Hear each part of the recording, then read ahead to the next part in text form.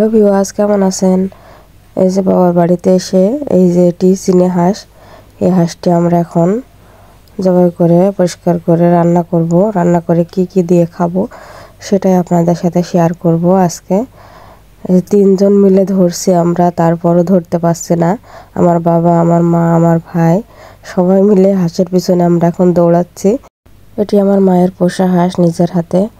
ছেলে খেতে চেয়েছে, মেয়ে খেতে চেয়েছে, সবার জন্যই এই হাঁসটি এখন অবশেষে এখন ধরবে আমার বাবা। আমার মাও পারেনি, আমার বাবার হাতে ধরা দিল জিনিসটা। আমার মা আর আমি দুইজন মিলে পরিষ্কার করলাম হাঁসটি। একা একা কোনোভাবে সম্ভব না এই হাঁসটি পরিষ্কার করা।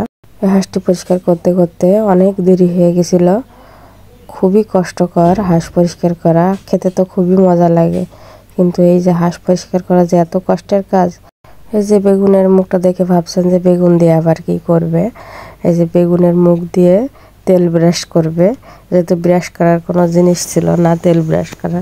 খুবই ইউনিক একটা জিনিস দেখলাম, খুবই ভালো লাগলো জিনিসটা দেখে, সাশ্রয়ী একটা জিনিস। এই যে আমার আম্মু এখন সিটে রুটি বানাচ্ছে, তার হাতে সিটে রুটি খুবই টেস্টি। আর হাঁসের মাংস দিয়ে কথাই নাই। আমার ছেলে, আমার ভাই তো এই বানাতে বানাতেই অনেকগুলা খেয়ে ফেলেছে শুধুই। এই যে বানানো কমপ্লিট, আমরা এখন খাওয়া দাওয়া করবো।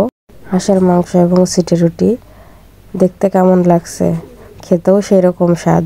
আমার তো খুবই প্রিয় একটি খাবার। আপনারা দেখে হয়তো বা বলতে পারেন এই আপু সবই প্রিয়, কিন্তু আসলেই যে খাবারগুলো আপনাদের দেখাচ্ছি, আপনারাই বলুন তো যে কার প্রিয় না এই খাবারগুলো।